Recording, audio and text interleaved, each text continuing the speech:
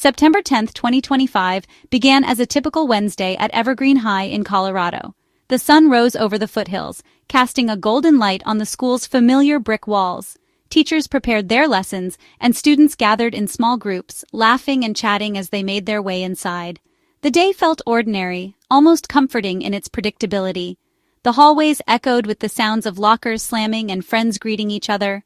Some students worried about upcoming tests, while others whispered about weekend plans or the latest gossip. No one suspected that anything out of the ordinary would happen.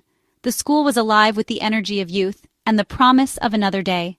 Outside, the crisp Colorado air hinted at the changing season. Leaves were just beginning to turn, painting the schoolyard with splashes of red and gold.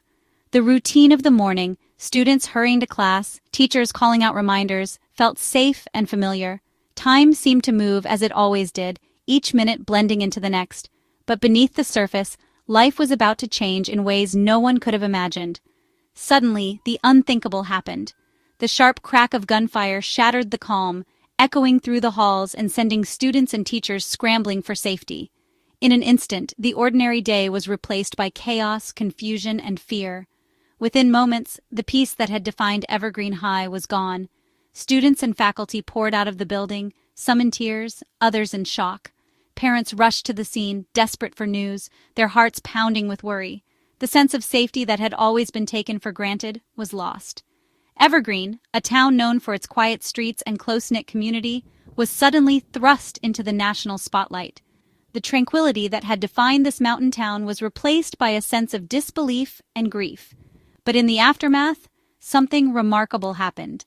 Neighbors reached out to one another, offering comfort and support.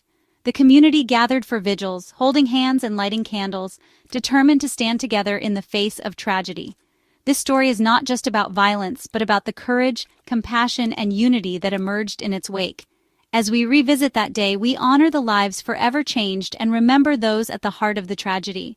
We must also ask ourselves the difficult questions. How can we protect our schools and our children? What can we do to ensure that a day like this never happens again? The attack began at 12:30 p.m. during the busy lunch period. 16-year-old Desmond Holly, a student, opened fire inside the school with a revolver. Panic erupted as students and staff scrambled for safety. Holly moved through the building, reloading and firing, showing chilling intent. The violence spilled outside, complicating the response for arriving law enforcement. 2 students were critically wounded, one inside, one outside. Holly brought significant ammunition, indicating he intended mass harm. Quick thinking by staff and students, along with a rapid police response, prevented even greater tragedy. The school was left scarred, both physically and emotionally, by the relentless assault. The shooter was Desmond Holly, a student at Evergreen High. He died from self-inflicted injuries that night, leaving behind shock and unanswered questions. Investigators soon revealed a disturbing motive. Holly had been radicalized by an extremist network. This was not just a troubled teen acting out, but a case of ideologically driven violence. Authorities searched Holly's home and digital life, seeking clues to his path toward extremism. The community was left grappling with the reality that radicalization can happen quietly, even in safe places. Understanding his motive became crucial, not for justice, but to prevent future tragedies. The case highlighted a new, insidious threat to school safety: online radicalization. Radicalization is when someone adopts extreme beliefs, often leading them to justify violence.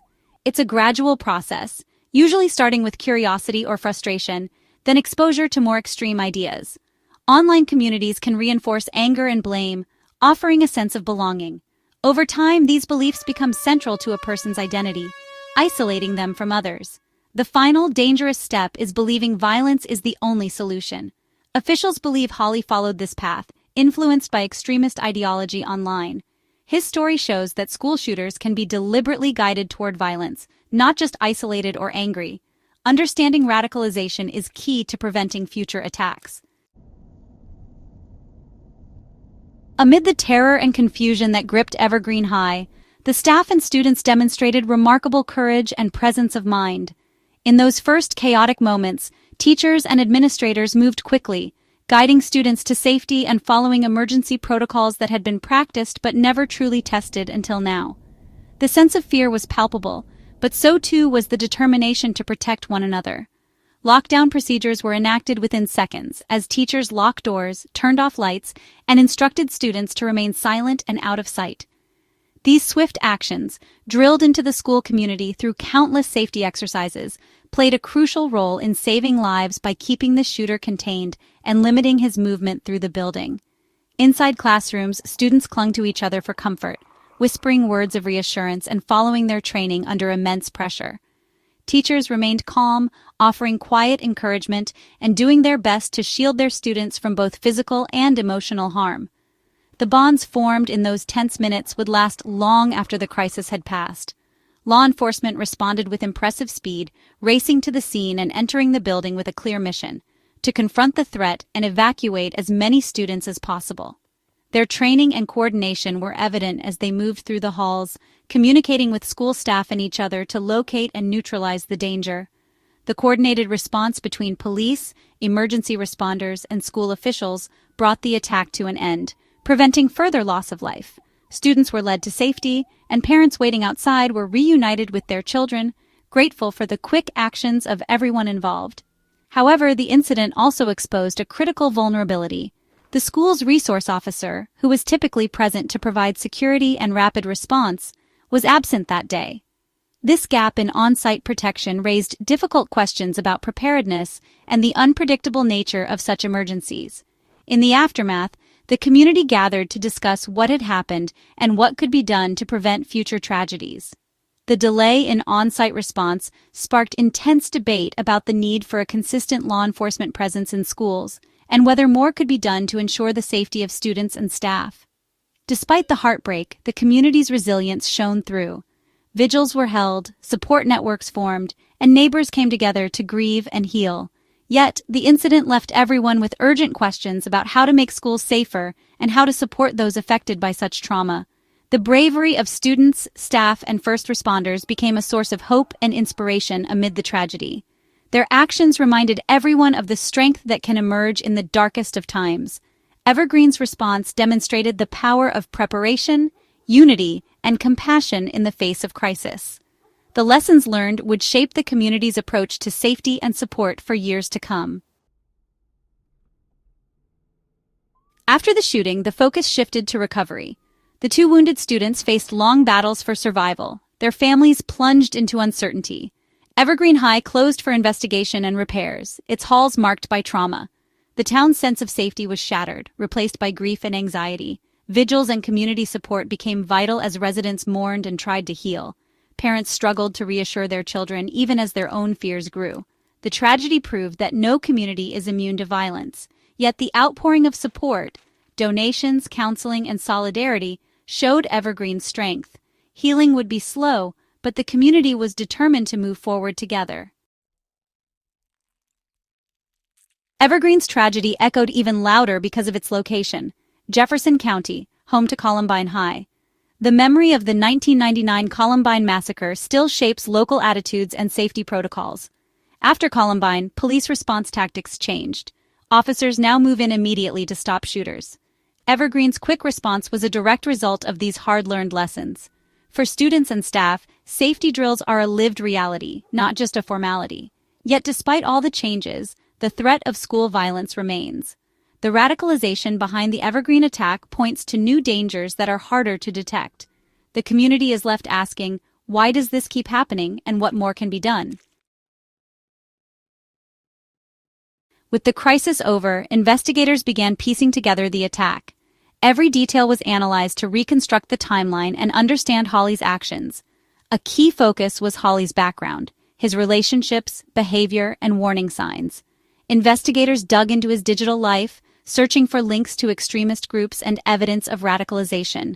The goal: identify how and why he was drawn to violence and whether others were involved. The findings could shape national strategies for preventing similar attacks. Understanding Holly's path is vital for law enforcement, schools, and parents.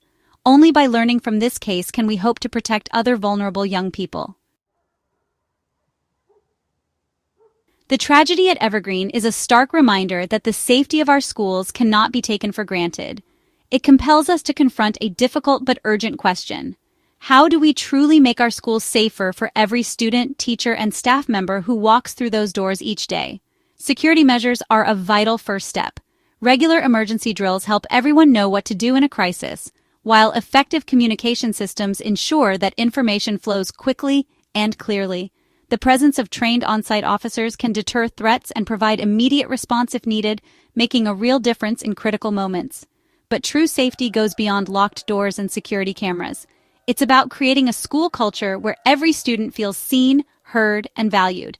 When students feel connected to their peers and teachers, they are more likely to look out for one another and less likely to feel isolated or invisible. That's why mental health resources are so important. Programs that foster empathy, teach emotional skills, and encourage open conversations can help prevent feelings of isolation and despair.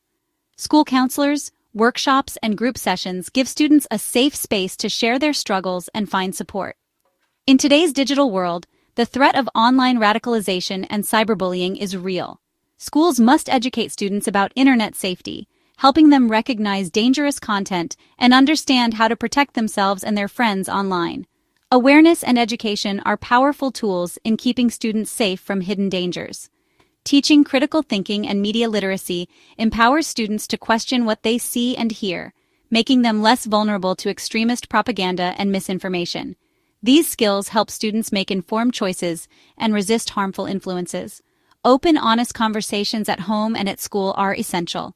When students know they can talk to trusted adults about their worries or fears, they're more likely to seek help before problems escalate. Empowering students to speak up can save lives. Preventing violence is not the job of one person or group. It's a shared responsibility. Law enforcement, educators, families, and students must work together, sharing information and supporting each other to create a united front against threats. Encouraging students and staff to report concerns and supporting one another through challenges can make a real difference. Sometimes, a single act of kindness or a timely report can prevent tragedy.